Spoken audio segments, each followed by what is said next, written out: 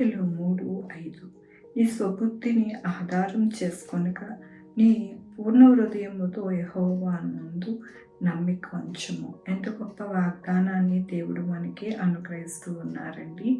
ఈ దినమున దేవుడు ఏమంటూ ఉన్నారంటే మన స్వబుద్ధి ఆధారం చేసుకోవద్దంటండి.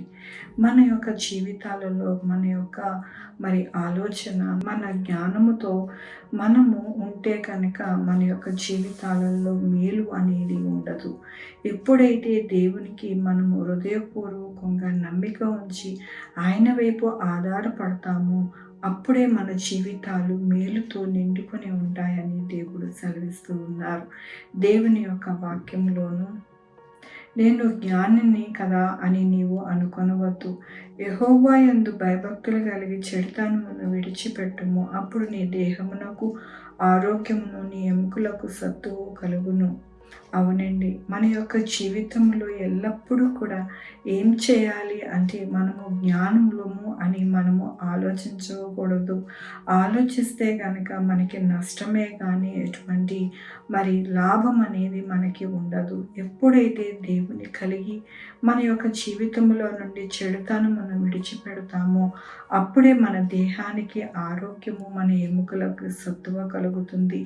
అదే కాకుండా మనకి దేవుడు ఆధారం అవుతారు. కాబట్టి మన జీవితాలలో మన స్వబుద్ధిని ఆధారం చేసుకుంటే కనుక మన జీవితాలలో నష్టమే కానీ మనకి ఎటువంటి లాభం అనేది ఉండదు. ఎప్పుడైతే మన జీవితాలలో దేవుని యందు భయభక్తులు కలిగి ఉంటామో అప్పుడు మన జీవితాలు ఎటువంటి కష్టము, ఆపద వాటిల్లకుండా చక్కటి ఆరోగ్యము, చక్కటి సత్తువ, చక్కటి ఆనందకరమైన జీవితము మనకి కలిగి ఉంటుందని దేవుడు సెలవిస్తూ ఉన్నారు.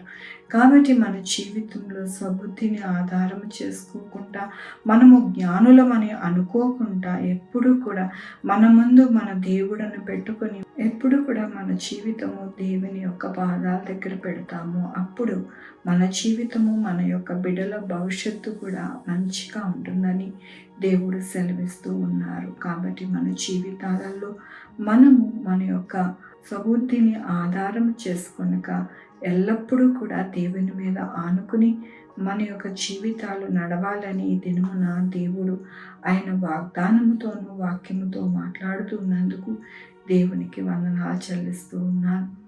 ఈ దినమున పుట్టినరోజు, పెళ్లి రోజు, అనేక శుభదినములు చేసుకుంటున్న వారందరికీ కూడా నిండారిగా శుభాకాంక్షలు తెలియజేస్తూ ఉన్నానండి. మీ జీవితంలో దేవుని యొక్క ఆశీర్వాదము, ఆయన బహుమానము, ఆయన దీవెన మీకు కలుగును గాక. ప్రార్థించుకున్నామండి. యెహోవా దేవా, నా తండ్రి, నా ప్రభువా, మీ కృపా కనికరస్తాను బట్టి నీకు వందనాలు, స్తుతులు, స్తోత్రం చెల్లించుకుంటున్నాను. అవునాయన, మేము జ్ఞానులమని మా స్వబుద్ధిని ఆధారం చేసుకోకుండా నా ప్రభువా మా యొక్క జీవితాలు మీ చేతులకు అప్పగించుకుంటాము. అప్పుడే మా జీవితాలలో నాయన మంచి ఆరోగ్యము, మంచి ఐశ్వర్యము, మంచి జీవితము అనేది మాకును మా బిడ్డలకి ఉంటుందని నాయన మరొకసారి మీరు నాయన వాక్యంతో మాట్లాడినందుకు మీకు వందనాలు చెల్లిస్తూ ఉన్నాను.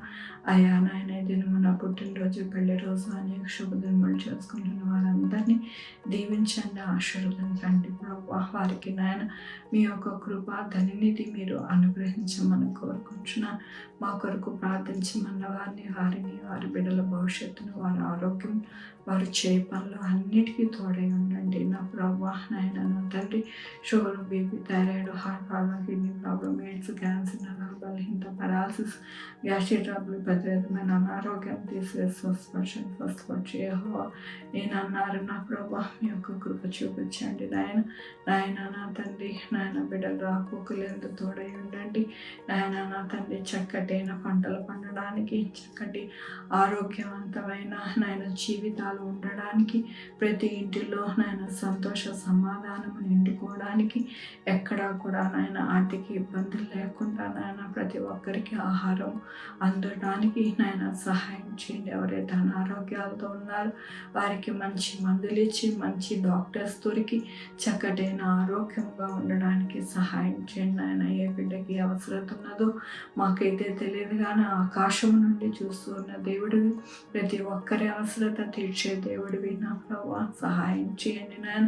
ఎగ్జామ్స్కి ప్రిపేర్ అవుతున్న వారికి తోడై ఉండండి నా ప్రభు. వివాహాలు కావాల్సిన వారికి వివాహాలు చేయండి నాయన. నా తండ్రి నాయన ప్రభు, భార్యాభర్తలు సమాధానం పొందడానికి సహాయం చేయండి నా ప్రభు.